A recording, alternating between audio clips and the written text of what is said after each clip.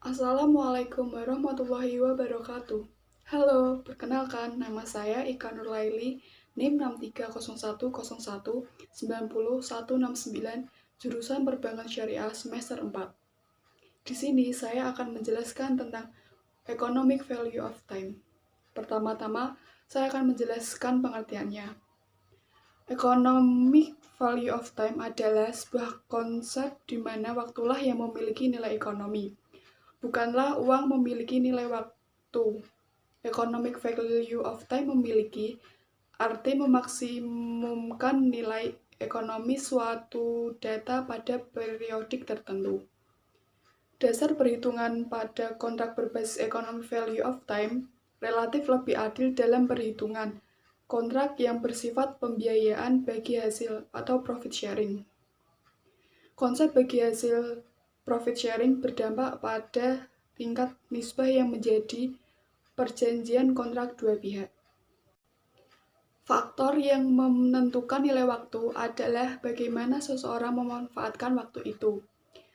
Semakin efektif atau tepat guna dan efisien atau tepat cara, maka akan semakin tinggi nilai waktunya. Efektif dan efisien akan mendatangkan keuntungan di dunia ini bagi siapa saja melaksanakannya. Di dalam Islam, keuntungan bukan saja keuntungan di dunia, namun yang dicari adalah keuntungan di dunia dan di akhirat. Oleh karena itu, pemanfaatan waktu bukan saja harus efektif dan efisien, namun ia juga harus didasari dengan keimanan.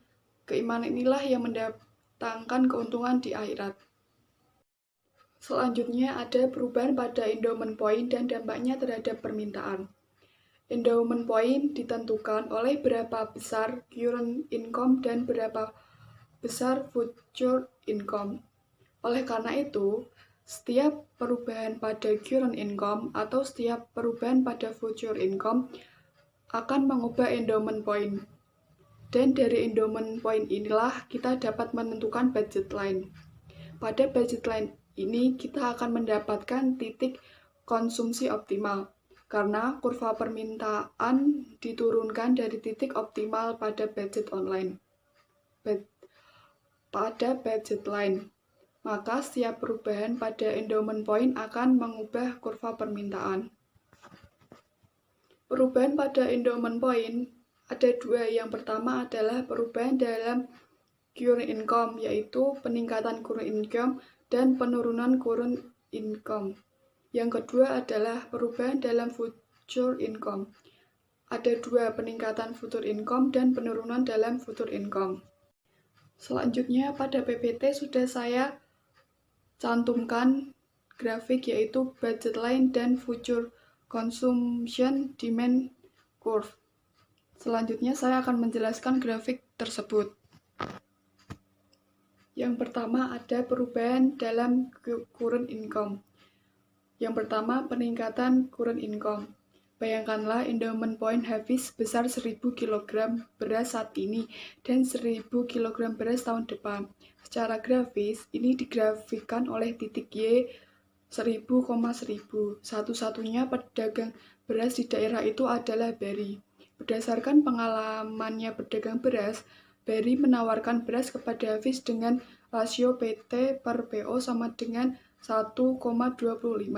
Dengan rasio ini, kita dapat menggambarkan budget line Hafiz. Pada budget line ini, titik optimal baginya adalah mengonsumsi 800 kg beras tahun ini dan mengonsumsi 1.250 kg beras tahun depan. Sekarang katakanlah Hafiz mendapat warisan pada tahun ini sebesar 500 kg beras. Artinya, current income-nya menjadi 1.500 kg. Secara grafis, kenaikan current income akibat warisan ini telah mengubah endowment point Hafiz dari titik Y 1000,1000 menjadi titik Y aksen 1.500,1000 dengan rasio PT per PO 1,25. Maka kita dapat menggambarkan budget line baru dengan menggeser budget lama ke kanan sampai melalui titik endowment point baru. Pertanyaannya adalah di mana titik optimal baru? Jawabnya wallahu alam. karena titik optimal terjadi ketika budget line bersinggungan dengan utility function. Padahal kita belum pernah menggambarkan utility functionnya. Bisa dilihat pada grafik yang sudah saya paparkan di PPT. Jika bagi Hafiz future goods adalah given goods, maka titik optimal dapat terjadi pada titik upper O aksen. Jika bagi Hafiz current goods adalah given goods, maka titik optimal dapat terjadi pada titik bottom B aksen. Jika bagi Hafiz current dan future goods adalah normal goods, maka titik optimal terjadi pada saat dia mengkonsumsi lebih banyak current goods dan lebih banyak future goods, misalnya pada titik 0 aksen. Sekarang anggaplah titik optimal baru terjadi pada titik 0 aksen 1100,1500. Dengan demikian, kita dapat menggambarkan kurva permintaan yang baru. Karena rasio PT per PO tetap 1,25, maka yang terjadi adalah pergeseran kurva permintaan ke kanan sampai melalui titik optimal baru. Berikut ada tabel untuk menggambarkan kurva permintaan beras saat ini atau current goods. Dapat disimpulkan tentang permintaan beras saat ini atau current goods dalam tabel ini, yaitu penjual beri PT per PO 1,25, quantity demand 800 kg beras, penjual beri PT per PO 1,25, quantity demand 1100 kg beras. Yang kedua ada penurunan current income. Bagian ini sekedar kebalikan dari bagian yang menggambarkan efek kenaikan current income. Selanjutnya ada perubahan dalam future income. 1. Peningkatan future income. Bayangkan endowment point Mutia sebesar 1000 kg jagung saat ini dan 1000 kg jagung tahun depan. Secara grafis ini diperlihatkan oleh titik Y 1000,1000. Satu-satunya pedagang jagung di daerah itu adalah Berry. Berdasarkan pengalamannya berdagang jagung, Berry menawarkan jagung kepada Mutia dengan rasio PT per PO 1,25. Dengan rasio ini, kita dapat menggambarkan budget line Mutia. Pada budget line ini, titik optimal bagi Mutia terjadi pada titik 0 1100,875. Itu pola konsumsi optimal baginya adalah mengkonsumsi 1000 kg jagung tahun ini dan mengkonsumsi 875 kg jagung tahun depan. Sekarang katakanlah Mutia dijanjikan oleh ayahnya mendapat ulang tahun pada tahun depan sebesar 500 kg jagung. Artinya future income-nya menjadi 1500 kg. Secara grafis, kenaikan future income akibat hadiah ulang tahun ini telah mengubah endowment point Mutia dari titik Y 1000,1000 menjadi titik Y aksen 1000,1500 dengan rasio PT per PO 1,25. Maka kita dapat menggambar budget line baru dengan menggeser budget lama ke kanan sampai melalui titik endowment point baru. Pertanyaannya adalah di mana titik optimal baru? Jawabannya, wallahu alam. Karena titik optimal terjadi ketika budget line bersinggungan dengan utility function-nya. Sekarang, anggaplah titik optimal baru terjadi pada titik 0 aksen 1300,1125. Dengan demikian, kita dapat menggambar kurva permintaan yang baru karena rasio PT per PO tetap 1,25. Maka yang terjadi adalah pergeseran kurva permintaan ke kanan sampai melalui titik optimal baru. Berikut ini tabel untuk menggambarkan bagaimana pembentukan kurva permintaan beras saat ini atau current goods. Penjual beri PT per PO 1,25, quantity demand 1100 kg jagung. Penjual beri PT per PO 1,25, quantity demand 1300 kg jagung. Kedua, penurunan dalam current income. Bagian ini sekedar kebalikan dari bagian yang menggambarkan efek kenaikan future income. Selanjutnya ada present value versus profitability.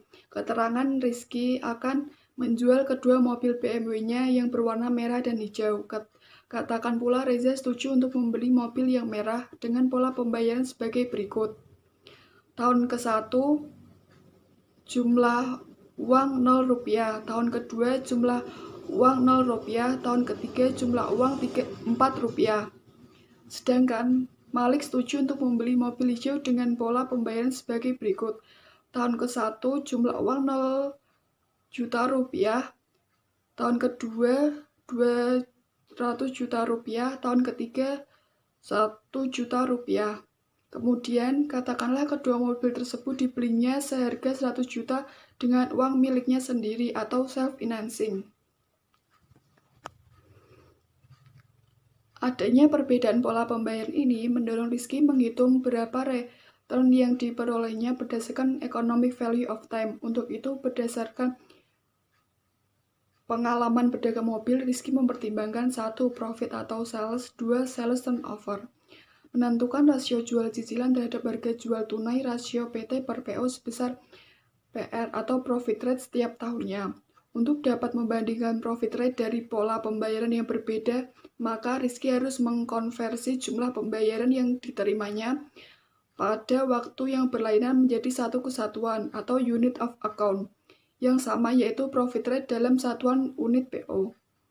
Untuk itu, katakanlah Rizky menggunakan kriteria bahwa jumlah pembayaran yang telah memperhatikan economic value of time-nya sama dengan jumlah uang yang dikeluarkannya ketika membeli. Dengan demikian, rumus yang digunakan untuk menghitung profit rate per tahun adalah C sama dengan RT plus 1 per 1 plus PR plus RT plus 2 per 1 plus PR plus RT plus N per 1 plus PR.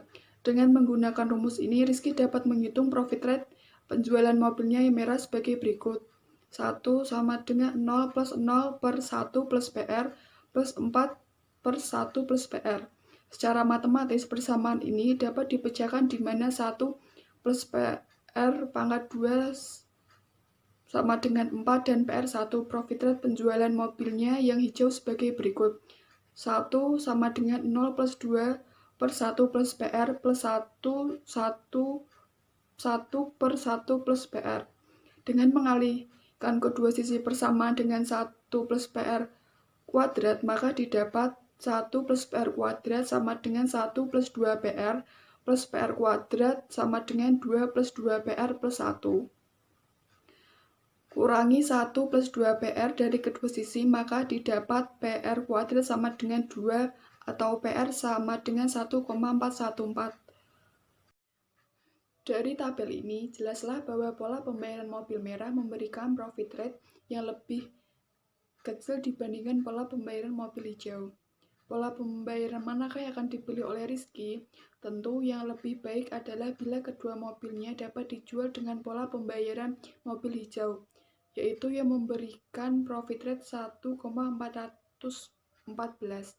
Sayangnya hanya Mikael yang mau melakukan pola pembayaran seperti itu. Dan sayangnya pula Mikael hanya mau membeli satu mobil, yaitu yang berwarna hijau, sedangkan Reza mau membeli mobil merah dengan pola pembayaran yang menghasilkan profit rate 1. Pilihan jual mobil 1 hijau dan merah pada Mikael. Profit rate sebesar 1,414 plus 1,414 sama dengan 2,828. Keterangan unattainable.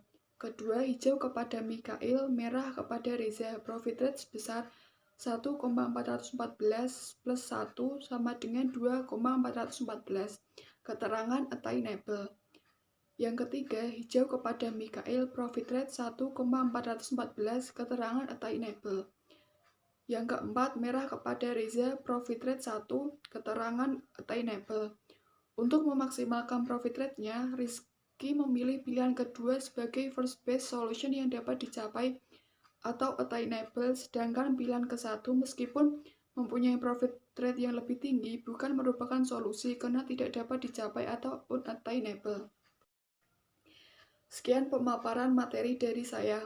Apabila ada salah-salah kata dalam penjelasan atau kurang paham, mohon dimaafkan. Sekian, wassalamualaikum warahmatullahi wabarakatuh.